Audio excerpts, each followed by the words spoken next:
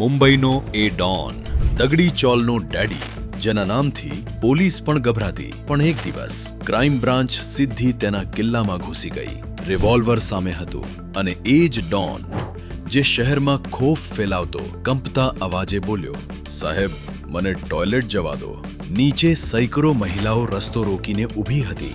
ધરપકડ અટકાવવા માનવ દિવાલ બનાવી. પણ એ દિવસે કિલ્લો તૂટી ગયો અને મુંબઈના અંડરવર્લ્ડના ઇતિહાસમાં પ્રથમવાર અરુણ ગવલીને સજા મળી. ડેડીનો દબદબો કેવી રીતે તૂટી ગયો, જાણવા માટે જોતા રહો ક્રાઇમ થ્રિલર સ્ટોરીઝ.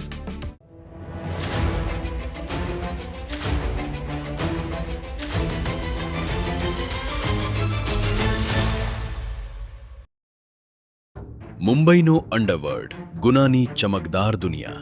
છેલ્લા 4 દાયકાથી અહીં 3 મોટા ડોનનો દબદબો રહ્યો: દાઉદ ઇબ્રાહિમ, છોટા રાજન અને અરુણ ગવલી. આ સિવાય ઘણા નાના ગેંગસ્ટર પણ હતા, જે દાઉદ અને રાજન જેવી રીતે ભારત છોડીને વિદેશમાંથી પોતાનું ગેંગ ચલાવતા હતા. પણ અરુણ ગવલી એવો એકમાત્ર ડોન હતો જે ક્યારેય ભારત છોડીને ભાગ્યો નહીં. ક્યારેક જેલમાંથી, ક્યારેક ફરાર રહીને અને ક્યારેક પોતાના અડ્ડા દગડી ચોલમાંથી તે પોતાનું સિન્ડિકેટ ચલાવતો રહ્યો. તેના માણસો તેને ડેડી કહીને બોલાવતા હતા. ગવલી સામે અનેક કેસ હતા: ધમકી, ખંડણી, હત્યા અને ગેંગ વોર સુધી. તેના નિશાને વિરોધી ગેંગના માણસો, નેતાઓ, અભિનેતા અને બિલ્ડરો હતા.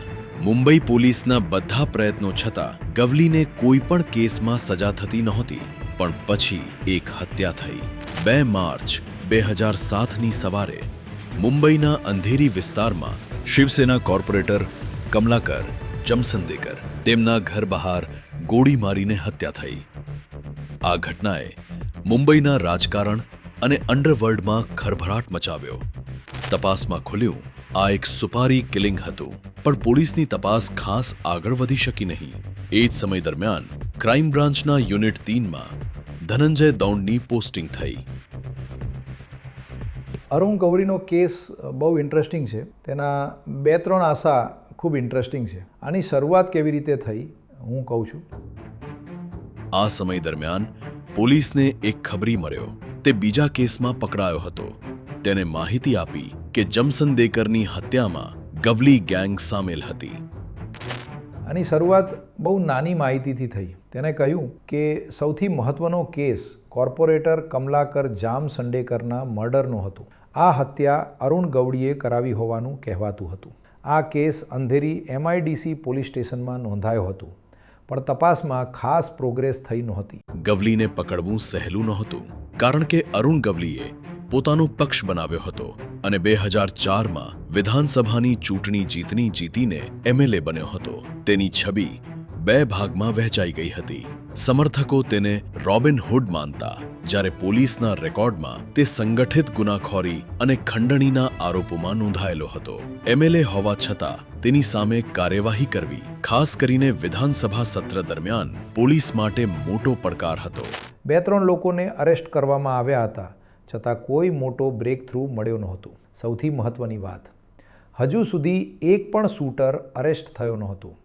એના કારણે અમારા સિનિયર્સ કહી રહ્યા હતા, જો અરુણ ગવલીને અરેસ્ટ કરવો હોય તો કેસ સંપૂર્ણ ફૂલ પ્રૂફ હોવો જોઈએ. અમે તેમને બધા ડોક્યુમેન્ટ બતાવ્યા અને કહ્યું, અમારી પાસે તેની સામે મજબૂત કેસ છે. પછી અમારા સિનિયર ઓફિસરોએ સરકાર સાથે વાત કરી, કારણ કે ત્યારે એસેમ્બલી સેશન ચાલી રહ્યું હતું. સેશન દરમિયાન કોઈ MLAને અરેસ્ટ કરવો એટલે વિધાનસભામાં મોટો હંગામો. તે સમયે હોમ મિનિસ્ટર R પાટીલે કહ્યું, જો કેસ મજબૂત છે તો તેને અરેસ્ટ કરો. એસેમ્બલીની ચિંતા ન કરો, હું સંભાળી લઉં. ગૃહ મંત્રાલયથી પરવાનગી મળ્યા પછી પણ દગડી ચોલમાંથી ગવલીને પકડવું સરળ નહોતું. પછી અમે તેને અરેસ્ટ કરવાનો પ્લાન બનાવ્યો. નક્કી થયું કે અંદર ફક્ત 2 લોકો જશે, હું અને એક બીજો ઓફિસર. બાકી આખી ટીમ બહાર તૈનાત રહેશે, પૂર્ણ હથિયારો સાથે. બિલકુલ રાઇટ કંટ્રોલ જેવી તૈયારી. કારણ કે દગડી ચાળમાં જઈને અરેસ્ટ કરવું સહેલું નહોતું. તે જગ્યાને લઈને ઘણી વાતો ચાલતી હતી કે દિવાલોમાં છિદ્ર છે અને અંદરથી અંડરગ્રાઉન્ડ રસ્તા છે. દગડી ચોલ, ગવલીની તાકાત અને દહેશતનું પ્રતીક. મુંબઈના ભાયખળા એરિયામાં આવેલ આ જગ્યા માત્ર રહેણાંક કોમ્પ્લેક્સ નહોતું. 80-90ના દાયકાથી અરુણ ગવલીએ તેને પોતાનું ગઢ બનાવી દીધું હતું. અહીંથી જ તેના ગેંગની એક્ટિવિટીઝ ચાલતી. સાંકડી ગલીઓ, એક જ પ્રવેશદ્વાર અને આવજા પર કડક નજર, આ બધું મળીને તેને સુરક્ષિત ઠેકાણું બનાવતું હતું. સૌથી જરૂરી હતું કે બીજા માળે પહોંચતા પહેલાં કોઈને ખબર ન પડે કે પોલીસ આવી છે. અમે બંને સિવિલ ડ્રેસમાં હતા અને અમારી પાસે પોતાના હથિયારો હતા. બીજા માળે જવા માટે એક લિફ્ટ અને એક સીડીઓ હતી. બંને રસ્તા કવર કરવું જરૂરી હતું, કારણ કે એક તરફથી ખબર પડી જાય તો તે બીજી તરફથી ભાગી શકે અને ઓપરેશન ફેલ થઈ જાય. એ માટે અમે સિમલ્ટેનિયસ મૂવમેન્ટ કર્યું. એક ઓફિસર લિફ્ટથી ગયો અને હું સીડીઓથી ઉપર ગયો. લકીલી અમે બંને લગભગ એક જ સમયે ઉપર પહોંચી ગયા. પોલીસ ઉપર પહોંચતાની સાથે શું થયું જાણવા માટે જોતા રહો ક્રાઇમ થ્રિલર ન્યૂઝ. ઉપર પહોંચ્યા ત્યારે અરુણ ગવલી પોતાના ઓફિસમાં બેઠો હતો. બંને બાજુ બે વકીલ બેઠા હતા. તેને જરા પણ ખબર નહોતી કે પોલી હોતી કે પોલીસ અંદર સુધી આવી ગઈ છે. મેં કહ્યું, અરુણ, અમે ક્રાઇમ બ્રાન્ચમાંથી આવ્યા છીએ. પોલીસ. આ સાંભળતા જ તે જાણે થોડી ક્ષણ માટે સ્ટેચ્યુ બની ગયો. તેને સમજાતું નહોતું કે શું થઈ રહ્યું છે, પણ તે ખૂબ સ્માર્ટ માણસ હતો.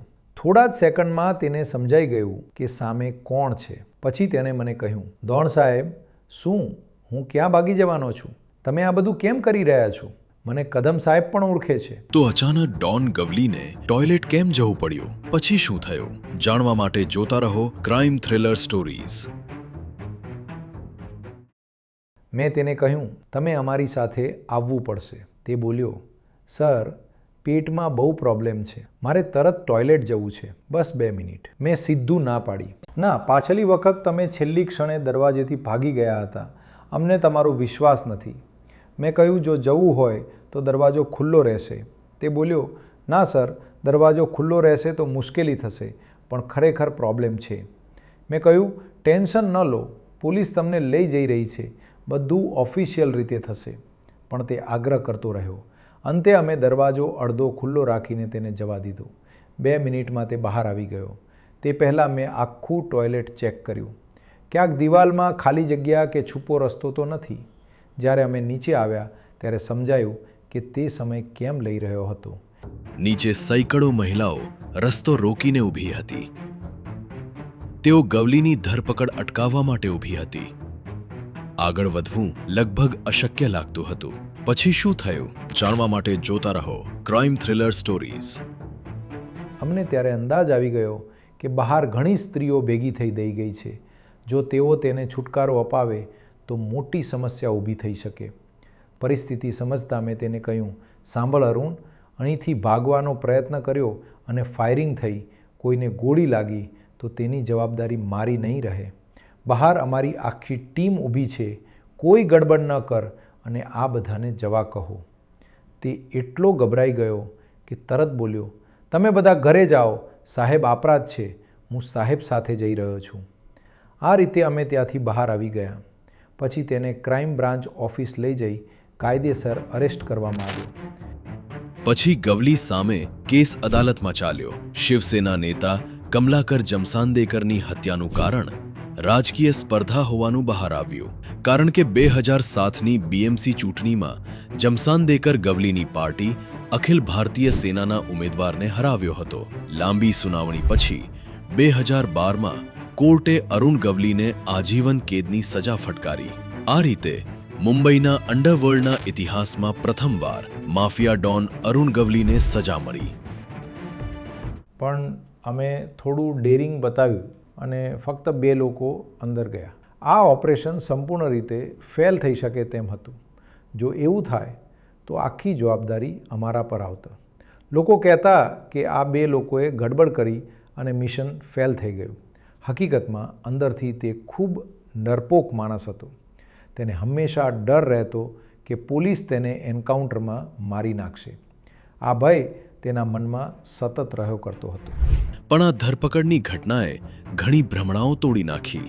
જાંબાજ પોલીસ ઓફિસર ધનંજય દાઉંડે જે જોખમ લીધો, શું તે યોગ્ય હતો? આ વિશે તમે શું વિચારો છો? તમારી રાય નીચે કમેન્ટ બોક્સમાં જરૂર લખો. જો તમને આ વિડિયો ઇન્ટરેસ્ટિંગ અને અવેરનેસ ફેલાવનાર લાગ્યો હોય તો કૃપા કરીને અમારી ચેનલને લાઇક, શેર અને સબસ્ક્રાઇબ કરવાનું ભૂલશો નહીં. અમે ફરી પાછા આવશું અન્ય એક સાચી અને શોકિંગ ક્રાઇમ થ્રિલર સ્ટોરી સાથે. ક્રાઇમ થ્રિલર સ્ટોરીઝ ફક્ત ગુજરાતીમાં નહીં, હિન્દી, અંગ્રેજી અને મરાઠીમાં પણ ઉપલબ્ધ છે અને જલ્દી વધુ ભાષાઓમાં પણ આવશે. ક્રાઇમ થ્રિલર સ્ટોરીઝ એક જવાબદાર અને સંવેદનશીલ પ્લેટફોર્મ છે જ્યાં ગુનો સેન્સેશન માટે નહીં પણ સત્યના દૃષ્ટિકોણથી બતાવવામાં આવે છે. જો તમારા આસપાસ કોઈ ગુનો થઈ રહ્યો હોય તો મૌન ન રહો. તાત્કાલિક પોલીસને જાણ કરો. તમારો એક ફોન કોલ મોટો ગુનો અટકાવી શકે છે.